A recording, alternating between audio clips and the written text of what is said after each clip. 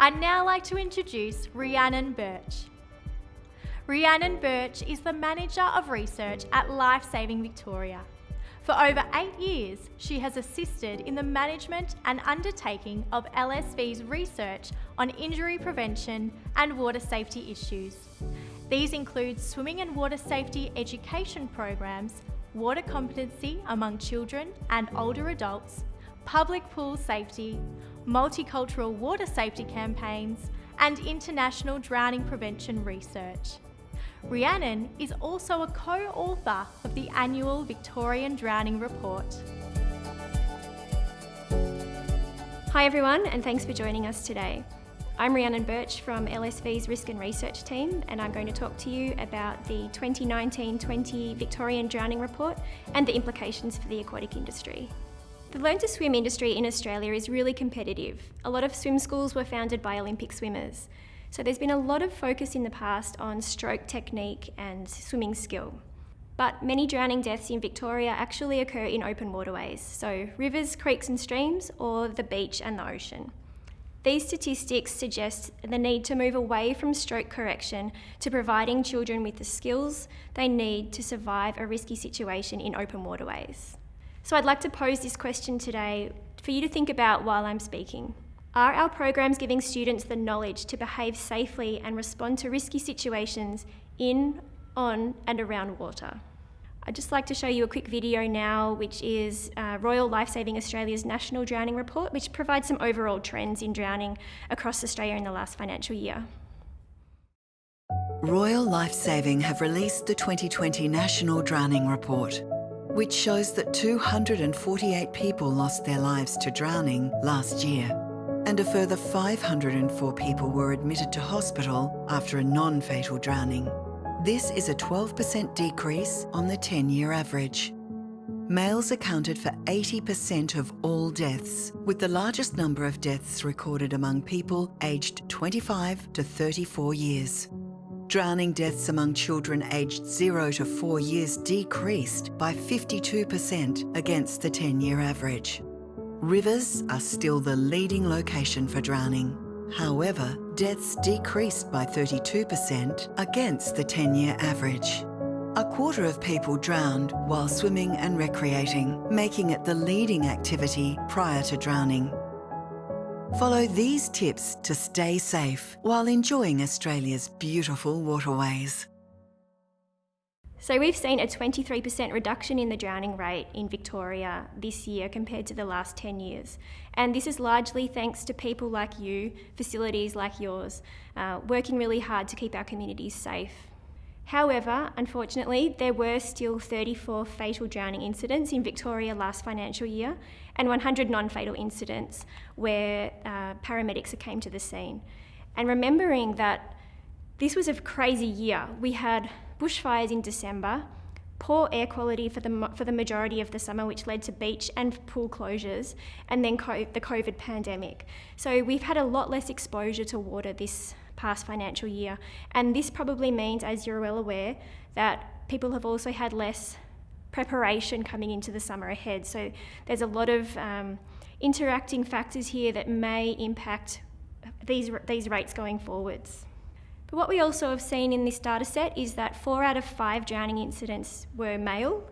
And if you look at this age group figure here, the light blue is last financial year, we can see that the highest drowning rates are in people aged 65 years and above. So how is your centre helping people in these older age groups? How are you engaging with them and helping them to gain those skills in safe behaviours around water? So last financial year, the majority of drowning deaths occurred in rivers and creeks, followed by on rocky platforms.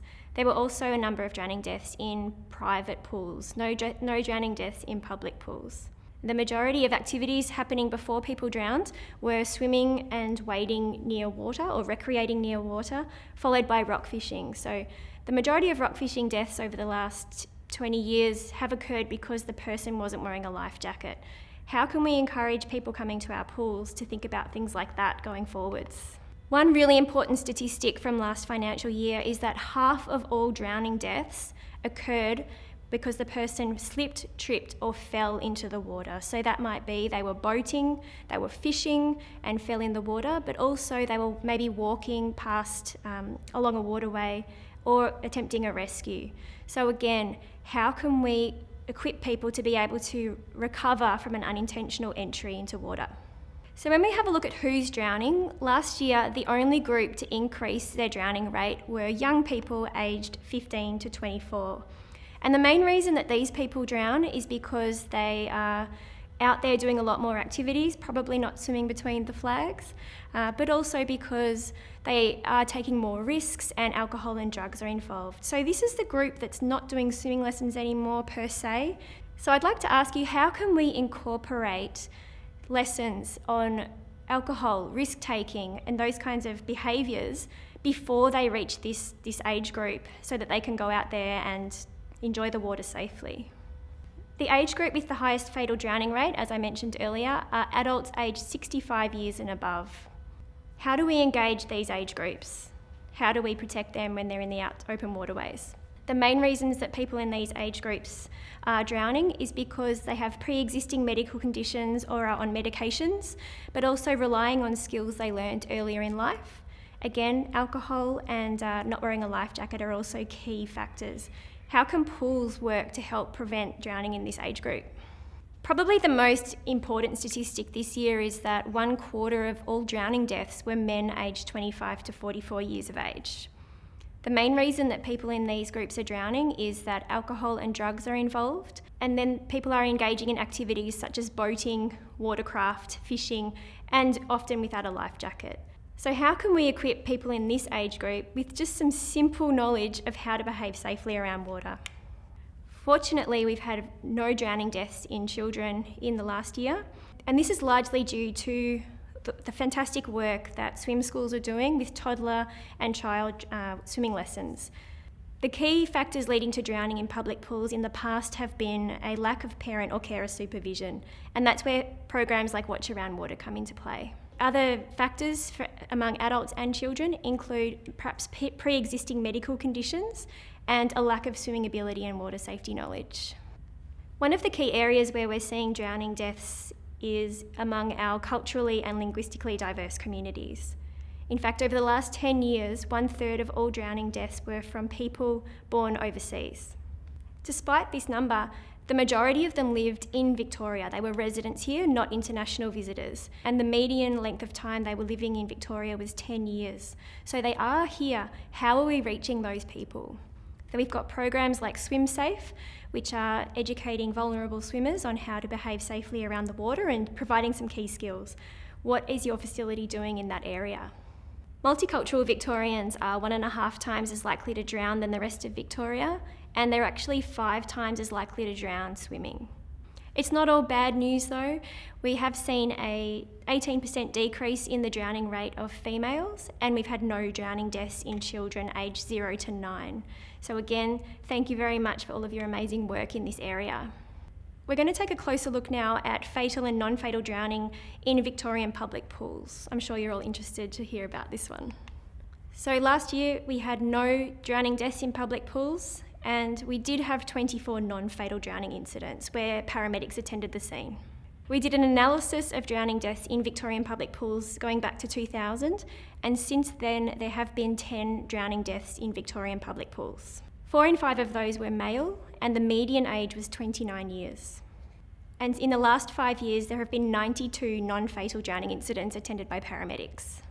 Since 2014, there have been 3 drowning deaths in public pools, and of the non-fatal drowning incidents, 41% were aged 5 to 14 years and 29% were under 5. So this is where parent supervision comes into play again.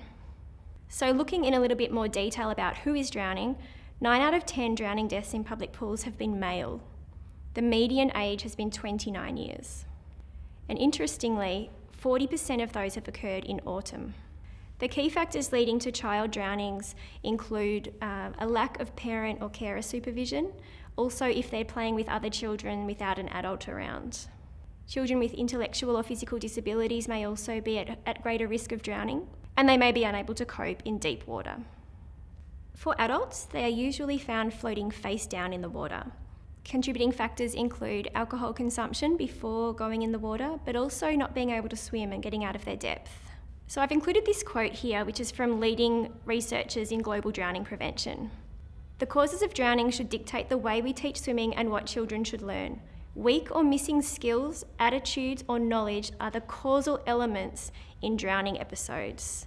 So while we have made great steps in drowning prevention in Victoria, I'd like to challenge all program managers, pool facility managers, and swim teachers to ask yourselves, do your programs and campaigns address this need? So what does that mean for you? What can you do? Think outside the box. We have a number of different programs going on at the moment, and a number of facilities are doing amazing work in this space. How can we incorporate key life-saving and survival swimming skills and knowledge into our programs and our centres to provide resilient communities? Think about ways that you can incorporate the importance of life jackets, avoiding alcohol, risk-taking and safe rescues around waterways into your programs in a fun and engaging way. What education, training and awareness-raising activities are going on in your area? My challenge to you is to keep striving for innovative, challenging and engaging ways to create a more resilient Victoria. While we have seen a reduction in the drowning rate over the last few years and no drowning deaths in public pools, which is commendable, we still saw 34 people drown last year, and one drowning is one too many. So on behalf of Lifesaving Victoria and drowning prevention globally, I'd like to thank all of you in the aquatic industry for the amazing efforts that you are making to create a resilient Victoria and lower the drowning toll. Without you, the drowning rate would still be as high as it was 20 years ago.